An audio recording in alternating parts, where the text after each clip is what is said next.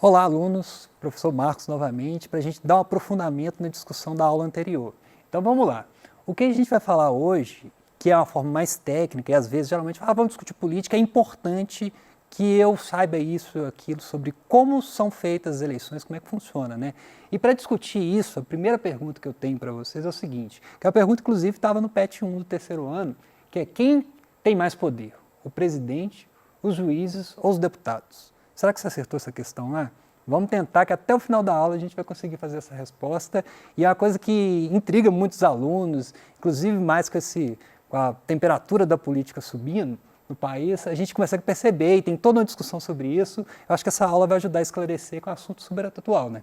Mas para começar a discutir isso, a gente tem que entender e começar a dar a resposta para essa pergunta, a gente tem que entender o que é o Brasil, como é que funciona o sistema político brasileiro, né?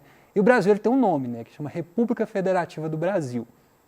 E isso diz muita coisa sobre como funciona o nosso país. E a primeira coisa que tem que ser explicada é o que é república, né? Porque o Brasil, até a proclamação da República, até 1889, o Brasil não era uma república, ele era um império, ou seja, você tinha uma divisão da sociedade entre as pessoas nobres, que as pessoas que faziam parte da nobreza, e as pessoas que são os réis mortais cidadãos. Quando você tem a república, quer dizer que todo mundo é igual, todo mundo. E não faz sentido eu falar assim, o Brasil, ele, infelizmente, é caracterizado por um rito autoritário, né? Que as pessoas, em conflitos cotidianos, viram e falam, sabe com quem você está falando? E geralmente as pessoas falam, você está falando com o advogado e juiz, ou uma pessoa que estudou um pouco mais. Isso é um contrassenso porque dentro do Estado Democrático de Direito, que é o conceito, não existe ninguém que está acima das leis. E o presidente da República e a pessoa mais humilde dentro da sociedade, que inclusive não teve muitos acessos, ela tem os mesmos direitos. A lógica da República é essa, não tem ninguém superior ao outro. Então já quer dizer muito sobre isso, né?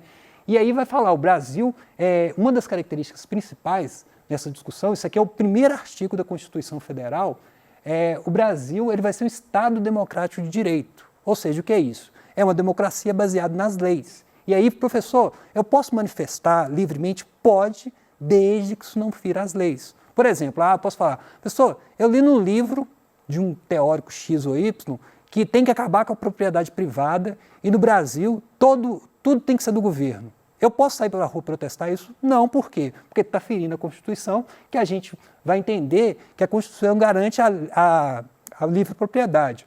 Professor, eu li um outro autor Y que falou que povo Y tem que morrer, eu posso sair para a rua protestando isso? Não, por quê? Porque a Constituição ela vai garantir direitos individuais da pessoa. Eu posso sair para a rua para defender a ditadura, porque acaba com a democracia? Também não. Por quê? Porque é o limite da democracia, né? Você está ferindo a Constituição e é um crime da mesma forma. A pessoa começa a relativizar e falar, eu acho que matar as pessoas não é um problema. Então, quando a gente está discutindo o Estado Democrático de Direito, eu posso exercer livremente a minha opinião e as minhas manifestações, posso participar, desde que eu não vou ferir a lei. Então, isso é importante, inclusive, para explicar isso no atual momento do Brasil, que a gente percebe claramente que tem pessoas que elas acham que democracia é tudo. Você pode fazer tudo e não, tem um limite. É aquela velha ideia, né? O direito do outro, seu direito começa quando termina o direito do outro. E aí vice-versa. E aí, se eu não respeitar isso, acaba que a gente tem a democracia ferida, né? Outras características, né? É uma coisa que tem a ver com essa discussão que eu fiz agora, que está baseada na dignidade humana, nos valores sociais do livre iniciativa, no pluralismo político, que eu acho que tem a ver com a outra aula, né? Que essa é a importância de você ter todos os matizes presentes, né? Essa ideia, por mais que eu não concorde com a opinião de X ou Y, a garantia de que eles existam e que a gente pode dialogar sem se matar e sem destruir é importante, né? E aí fica, inclusive, a frase do célebre filósofo Voltaire, que ele vai falar, eu não concordo com nenhuma palavra que você está dizendo, mas vou defender até a morte o direito de você dizê-las.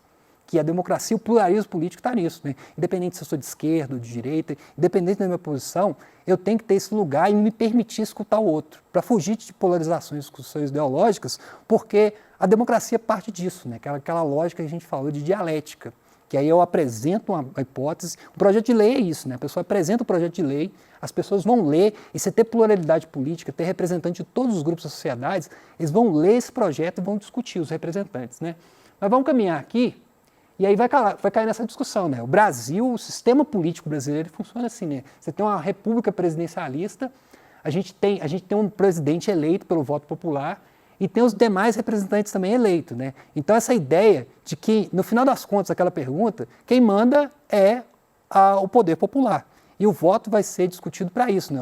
A gente vai conferir às pessoas esse poder, mas ele tem que estar constitucionalmente investido daquele poder e respeitar as leis, porque o fato de eu ser presidente, juiz, enfim, dessa discussão, não me permite que eu não respeite as leis, né? Justamente esses cargos são colocados para fazer com que as leis sejam cumpridas. A lógica é muito essa, né?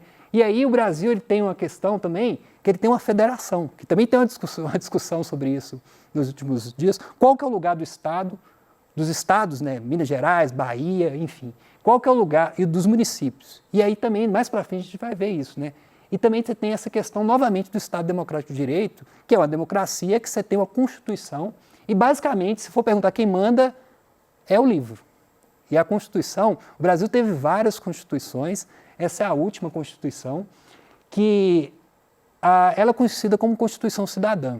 E, de fato, assim, quando a gente lê o texto, ele tem toda uma riqueza e é um texto que merece ser defendido porque ele vai defender os princípios básicos da participação popular e da cidadania, né? Que ele veio depois de um período difícil do Brasil, onde não era garantida a participação política das pessoas e, geralmente, a geração suas, inclusive, né, que vocês são bem mais jovens, vocês não conhecem o que é não ter democracia, né? E de não poder participar, de ser silenciado por ter uma opinião diferente. E a Constituição, em todos os seus artigos, vai garantir isso. É uma questão assim, que merece ser respeitada essa discussão e o Estado Democrático de Direito. Então, a gente fala, o presidente manda o que a Constituição permite ele mandar. O juiz vai mandar e ele vai tentar fazer cumprir o que a Constituição permite. Os deputados é a mesma coisa. Então, dentro dessa lógica que a gente tem no Brasil, na República Presidencialista, não existe ninguém que manda ninguém. As pessoas têm que cumprir o que está instituído constitucionalmente, né? Que é uma resposta que estava lá na questão, nenhum deles,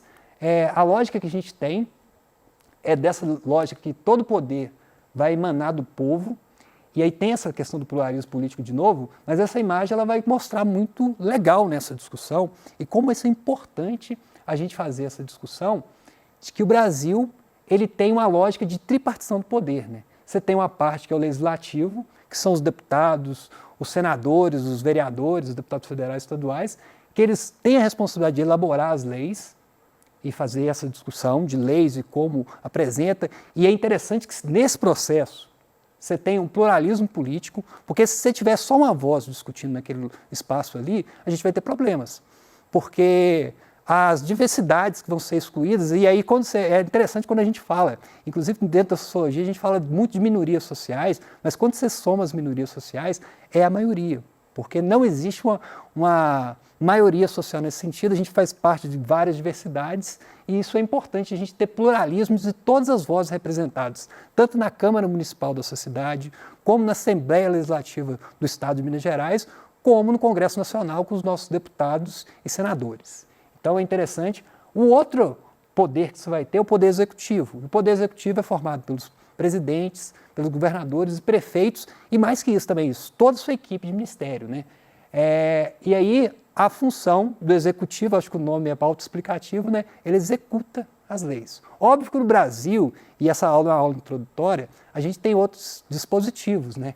Que a gente tem medidas provisórias, uma série de processos que o governo ele pode interferir, mas ele nunca pode fazer nada sem aprovação. E aí é a confusão que se tem, né? Nessa discussão que você tem um universo gigante de deputados e vereadores e tudo, geralmente a centralidade, essa ideia de ter mais poder fica na mão do presidente. Mas no Estado Democrático de Direito não funciona assim, porque você tem que ter o equilíbrio, né? E o judiciário, formado pelos juízes, a gente vai ver uma tabelinha agora sobre isso, ele vai fazer que execute essas leis. Então ele não vai inventar leis, pode ser que ele faça interpretações e tenha desvio de interpretações frente a um, mas o judiciário ele responde colegiados e ele não pode fugir dessas leis. Então essa ideia de achar que alguém manda, alguém tem mais poder no Brasil, é uma coisa muito mais do imaginário popular do que a lei, porque a Constituição ela não garante isso. Inclusive, a gente tem que começar a rediscutir isso, né? Eu acho que eu estou falando aqui com futuros juízes, futuros advogados, e desconstruir essa cultura, né? Porque quem estuda direito, quem estuda esses processos, ele tem que fazer o contrário, ele tem que democratizar isso e ele tem que desconstruir isso, porque se eu estudei direito, estudei a Constituição, eu sei claramente que só o fato de ter estudado e só porque eu sou mestre ou doutor numa área não quer dizer que eu sou mais ou menos que alguém, né? Então, essa ideia de achar que um título acadêmico é um privilégio, isso é uma coisa muito antiga que a gente tem que tirar, né, gente? Por exemplo, ser doutor é só estudar um pouquinho. Eu, por exemplo, estou fazendo doutorado agora. Quer dizer que eu sou melhor ou pior que alguém? Não, eu só tenho um título de acadêmico. E isso não pode ser entendido como um título de nobreza e que eu sou melhor ou pior que alguém, né? Coisa que tem que ser aprendida no Brasil, né? Esse quadro aqui, ele vai deixar evidente o que eu acabei de falar, né? Porque você pergunta quem manda mais? Ninguém, e cada um tem a função. Por exemplo, tem funções que é a função do Legislativo. Por exemplo, o Congresso Nacional, que é formado pela Câmara dos Deputados e dos senadores. Mais para frente a gente vai tentar explicar essa diferença e por que a importância do Senado e ter duas câmaras. E aí eles vão fazer leis de âmbito federal, né? As leis que valem para o país todo. O Brasil é uma federação, diferente dos Estados Unidos, que cada estado pode ter leis mais flexíveis e tudo. O Brasil não. Se tem alguma margem de legislar, mas geralmente as leis, existem leis nacionais que são assim, que vale para todo o território nacional. Aí tem as leis estaduais, que são feitas pelos deputados estaduais, e as leis municipais, que é feita pelos vereadores, né, que são todos eleitos pelo povo, né. Aí você tem poder executivo, que é formado pelo presidente da República, no âmbito federal, e os seus ministros, e é importante entender isso, ninguém governa sozinho, né. A equipe que trabalha com o presidente é importantíssima nesse processo, e assim, é humanamente impossível a pessoa saber de todos os assuntos. Por isso que também tem essa questão de formar uma equipe, né? O governador é a mesma coisa, que ele tem a equipe dele de secretários, e o prefeito é a mesma coisa. Juízes também tem o âmbito nacional, no mais famoso, que é o Supremo Tribunal Federal, só que você tem as instâncias estaduais e no município não há, né? Que geralmente você tem o poder, o Estado ali. Então, nesse sentido, a Constituição fala que cada um. Por exemplo, nas escolas estaduais, quem manda mais? O governo federal ou o governo estadual? Constitucionalmente, a instituição mantenedora, igual esse projeto todo, a gente é um projeto do governo do Estado de Minas Gerais. E aí, o governo federal, ele pode dar subsídio? Pode, mas ele pode interferir nessa política? Não, porque constitucionalmente, na educação, o governo federal é responsável pelas universidades, cursos técnicos, enfim. Então, cada uma atribuição. Na pré-escola, na educação dos anos iniciais, quem é responsável por esse processo é a prefeitura. O governo federal pode interferir? Não, ele pode dialogar, subsidiar e tudo. Mas a política de Estado, constitucionalmente, é garantido que os municípios têm essa autonomia, né? Que é uma coisa importante entender, né?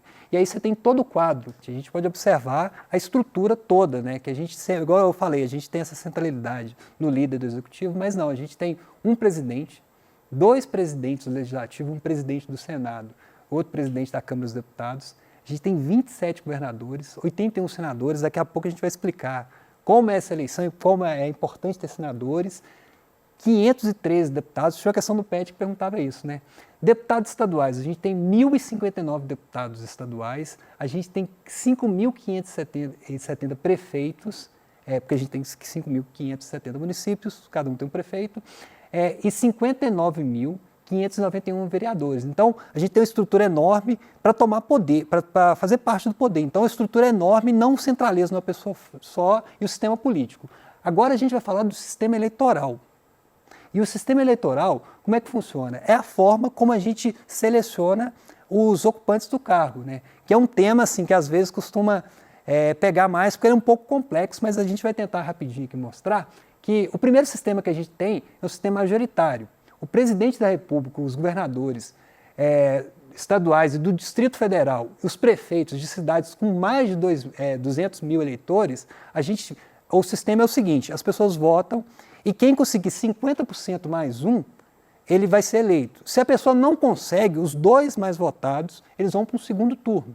Então esse sistema a gente chama de sistema de maioria absoluta.